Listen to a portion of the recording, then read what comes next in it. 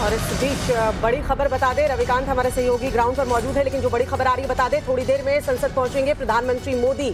सुबह 10 बजे प्रधानमंत्री जो है वो वोट डालेंगे और आज का दिन काफी अहम है। थोड़ी ही देर बाद प्रधानमंत्री नरेंद्र मोदी संसद पहुंच जाएंगे और अपने मताधिकार का प्रयोग करेंगे। आज राष्ट्रपति चुनाव के लिए मतदान जो है वो होने हैं। सुबह 10 बजे से वोटिंग शुरू हो जाएगी। तमाम तैयारियां जो है संसद भवन में पूरी कर ली गई हैं। खबर ये मिल रही है कि थोड़ी ही देर में प्रधानमंत्री नरेंद्र मोदी जो है वो संसद पहुंचेंगे और 10 बजे जो है वो अपना वोट डालेंगे। रुक कर लेते हैं अपनी सहयोगी शिवानी का। शिवानी शर्मा जो कि यशवंत सिन्हा के घर के बाहर इस वक्त मौजूद है, विपक्ष के उम्मीदवार हैं यशवंत सिन्हा।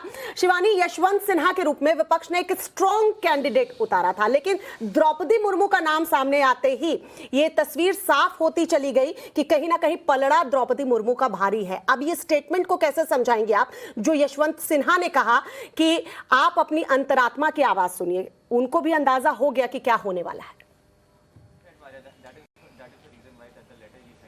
बिल्कुल, देखिए, यशवंत सिन्हा के घर के बाहर इस वक्त हम मौजूद हैं और बताया जा रहा है कि अब से आधे घंटे के बाद वो निकल सकते हैं, संसद की तरफ रवाना हो सकते हैं। आज मॉनसून सेशन का पहला दिन भी है और राष्ट्रपति पद के लिए चुनाव भी होना है। प्रधानमंत्री नरेंद्र मोदी भी थोड़ी देर बाद संसद जाएंगे और वो वोट डालेंगे। लेकिन अगर हम दोनों उम्मीदवारों की बात करें तो जाहिर तौर पर बहुत ही स्ट्रॉन्ग कैंडिडेट के तौर पर उतारे गए थे यशवंत सिन्हा। लेकिन जब द्रौपदी मुर्मू के नाम का ऐलान हुआ तो बहुत सारे विपक्षी दल द्रौपदी मुर्मू की तरफ हो गए, क्योंकि पहला मौका है जब किसी आदिवासी महिला को इस रेस के लिए खड़ा किया गया है, उनको राष्ट्रपति पद के लिए उन प्रतिनिधित्व देने की बात की गई है। तो उनकी जो छवि है उसे देखते हुए बहुत सारे क्षेत्रीय दल, चाहे वो शिवसेना हो, चाहे वो उड़ीसा के दल हो या फिर झारखंड के दल हो, वो सभी जो पहले यूपीए के साथ थे वो द्रौपदी मुर्मू के साथ हैं। तो आंकड़ों और अंकगणित के हिसाब से तो बिल्कुल जाहिर तौर पर ये लगता है कि द्रौपदी मुर्मू का पलड़ा भारी है। लेकिन इस रेस को टेस्ट करने के लिए यशवंत सिन्हा ने भी पूरी मेहनत की है। उन्होंने अलग अलग कैंपेन्स में बार बार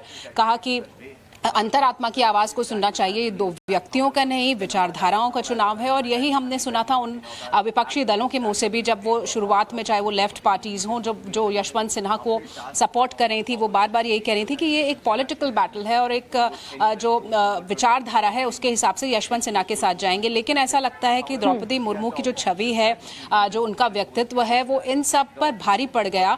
और अब थोड़ी देर बाद ये आज वोटिंग शुरू होनी है